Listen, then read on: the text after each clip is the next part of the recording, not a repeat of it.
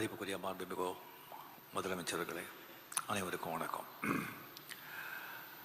ஒரு தூய்மையான சிந்தனையில் ஒரு தூய்மை, பேச்சில் தூய்மை, செயலில் தூய்மை, அதான் எம் சரவணன் சார் அவர்கள். முதல்ல நான் 75 அவர்கள் ஷூட்டிங்கு ஏவிஎம் ஸ்டுடியோவில் ஷூட்டிங் பண்ணிட்டு இருக்கோம். அப்போ ஒரு பெரியவர் முன்னாலே போயிட்டுருக்காங்க. ஒரு வேஷ்டி, ஒரு ஜுப்பா, ஒரு துண்டு போட்டு, பின்னால் ஒரு கை கட்டி வெள்ளை ஷர்ட்டு வெள்ளை பேண்ட் போட்டு போயிட்டு இருந்தார். அப்போ கமல் சார் எனக்கு சொன்னார், அவர் தான் ஏவிஎம் செட்டியார் சார், அவர் பின்னாலே போகிறவர் தான் சரவணன் சார் அப்படின்னு சொல்லி. 75 அவரை பார்த்தது, அதுக்கப்புறம் தூரத்துலேருந்து பார்க்கறது தான். அதுக்கப்புறம் 1980 முரட்டுக்காலை படம். சரியா ஏவிஎம் ப்ரொடக்ஷன்ஸ் படங்களை தயாரித்து 8 வருஷங்கள் ஆன பிறகு மறுபடியும் இண்டஸ்ட்ரிக்கு வந்த படம்.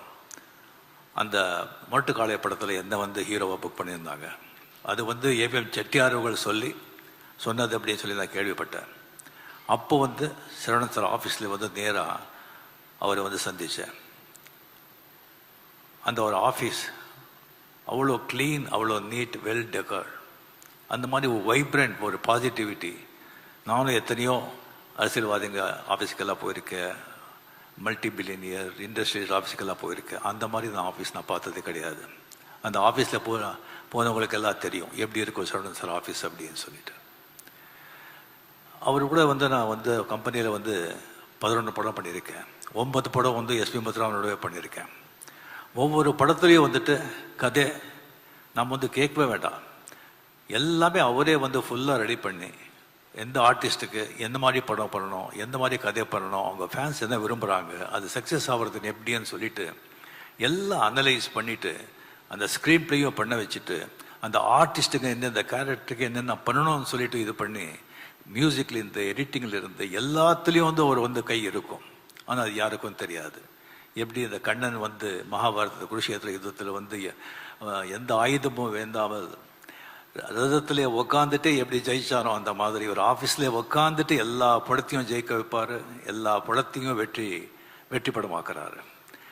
எத்தனையோ ஒரு இன்சிடென்ட்ஸ் இருக்கு அவரை பற்றி சொல்கிறதுக்கு. ஒன்று மட்டும் நான் இது இப்போ சொல்கிறதுக்கு நான் சொல்கிறேன்.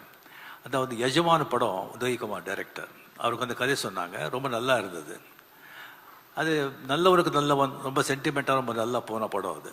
அப்போ சரவணன் சார் சொல்லிட்டு இருந்தாங்க, இதே மாதிரி ஒரு சென்டிமெண்ட் படம் எடுக்கணும் அவர் பிரதர், நல்ல கதை பிடிக்கணும்னு சொல்லியிருந்தாங்க. அப்போ நான் அவர்கிட்டே சொன்னேன், சார் இந்த மாதிரி உதயகுமார் நல்ல கதை வச்சுருக்காங்க, நல்ல டைரக்டர், அவர் படம் பண்ணலாமா அப்படின்னு சொல்லி.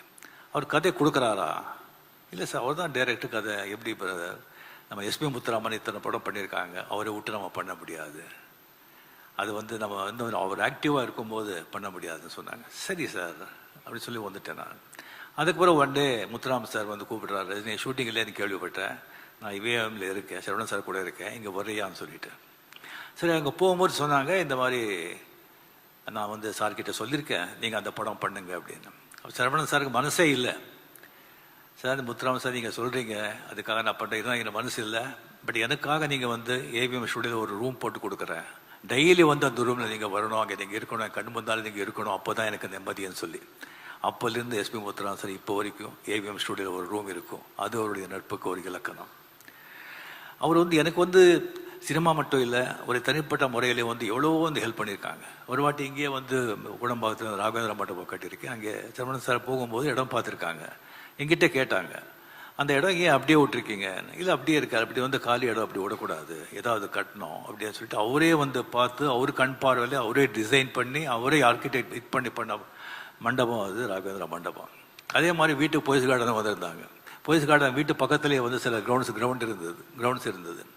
அது சினிமா ஆர்டிஸ்ட் தானே, அது சினிமா படம் எப்படியோ தானாக வருது அப்படின்னு சொல்லிட்டு எல்லா பேர் நினைப்பாங்க.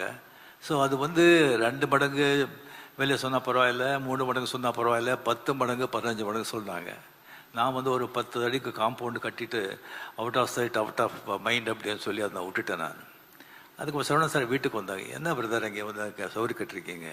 நான் சொன்னேன், இந்த மாதிரி சார் கிரவுண்ட் இருக்குது, என்னோட விலையை சொல்கிறாங்கன்னு சொல்லி. இல்லை பிரதர், அது என்ன விலை இருந்தாலும் சரி நீங்கள் வாங்கிடுங்க, அங்கே யாராவது வேறு யாராவது அவங்களுக்கு டிஸ்டர்பன்ஸாக இருக்கும், இன்னும் நாளைக்கு நீங்கள் ரிக்ரெட் பண்ணுவீங்க அப்படின்னு சொல்லி. இந்த மாதிரி எவ்வளவோ விஷயங்கள், எவ்வளோ. அதுக்கப்புறம் சிவாஜி படம் பண்ண பிறகு என்கிட்ட சொன்னாங்க, நீங்கள் 90s வந்து 2 வருஷத்துக்கு உடம்பு பண்ணுறீங்க, 3 வருஷத்துக்கு உடம்பு பண்ணுறீங்க, வேண்டாம் பிரதர். வயசு ஆக ஆக பிஸியாக இருக்கணும், ஆக்டிவாக இருக்கணும், உடம்புக்கும் நல்லது, மைண்டுக்கும் நல்லது, அட்லீஸ்ட் வருஷத்துக்கு ஒரு படம் பண்ணுங்க அப்படின்னு சொன்னாங்க. அது இப்போவும் நான் அது பண்ணிகிட்ருக்கேன். ஸோ சரவணன் சார் வந்து இண்டஸ்ட்ரியை மீறி வெளியே கூட அவருக்கு வந்து அவ்வளோ மரியாதை, ரெஸ்பெக்ட். ஏன்னா அவர் அப்படி வாழ்ந்தார். Is a real gentleman. Even அரசியலில் வந்து எந்த அரசியலும் அவர் சார்ந்தவர் இல்லை, இருந்தாலும் எல்லா அரசியல் கட்சி தலைவர்களும், எம்ஜிஆர் சார் வந்து அவர் ஷரீஃபாக்கி அழுக பார்த்தாரு, ஜெயலலிதா அவர்களும் அவர் மேலே அவ்வளோ அவ்வளோ மரியாதை, கலைஞர் சார் சரவணன் சார் மேலே எவ்வளோ மரியாதைங்கிறது சொல்லி தீராது. அப்படியே அந்த சிவாஜி படம் எல்லாருக்கும் உங்களுக்கு தெரியும். அது வந்து ஒரு அரசுக்கு எதிரியாக நான் சொல்லியிருக்கேன் ஆல்ரெடி. அரசியல்வாதிகளுக்கு எதிராக எடுத்த படம். அது வந்து கலைஞர் சார் அந்த படத்தை பார்த்தது மட்டும் இல்லாமல் அது வெற்றி விழா வந்து கலந்து கொண்டு எல்லாருக்கும் வந்துட்டு சீஃப் கெஸ்டாக இருந்து கலந்து கொண்டு எல்லாருக்கும் கேடையை கொடுத்தாங்க. அது எதற்காகன்னு சொன்ன ஓன்லி ஃபார் சரவணன் சார், அந்த மரியாதை. அப்படியே இப்போ ஸ்டாலின் சார், மரியாதைக்குரிய சீஃப் மினிஸ்டர் சார், இங்கே வந்து இவ்வளோ வேலையை விட்டு இங்கே வந்திருக்காங்க அப்படின்னு சொன்னால், சீஃப் மினிஸ்டர் வந்து ஒவ்வொரு நாளும் வந்து விலை மதிக்காத நாட்கள் இருந்தாலும், தேர்தல் நேரம் சொன்னால் ஒவ்வொரு நாளும், ஒவ்வொரு மணித்துளியும், ஒவ்வொரு வினாடியும் வந்து விலை மதிக்கவே முடியாது. அந்த மாதிரி இருந்து கூட அது எல்லாத்தையும் விட்டுட்டு இங்கே வந்திருக்காங்க சொன்னால், இங்கே வந்திருக்கிறதுனால வந்து ஒரு 100 ஓட்டு ஒரு ஜாஸ்தி கிடைக்காது. பட் இருந்தால் கூட அவர் இங்கே வந்திருக்காங்க சொன்னால் அது வந்து சரவணன் சாரோட எந்த மாதிரி வாழ்ந்திருக்காங்க அந்த எடுத்துக்காட்டு. அட் த சேம் டைம் நம்ம மரியாதைக்குரிய நம்ம சிஎம் அவர்களுக்கு என்ன மாதிரி ஒரு அன்பு பண்பு கொண்டவர், ஒரு உயர்ந்த உள்ளங்கிறதுக்கு ஒரு எடுத்துக்காட்டு. ஸோ நமக்கு வந்து ஒரு அசையாத சொத்து, அசர சொத்து, அசையாத சொத்துன்னு சொல்லுவாங்க. இதில் வந்து ஒரு அசையாத சொத்துக்கு தான் எப்போவுமே விலை ஜாஸ்தி, மதிப்பு ஜாஸ்தி.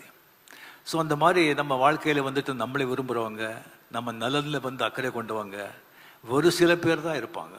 அவங்கெல்லாம் வந்து அசையாத சொத்துக்கள். அப்படியே வந்து எனக்கு வந்து ஒரு அசையாத சொத்துக்கள் இருந்தாங்க. K Balachandran sir, Jo sir, Panju sir,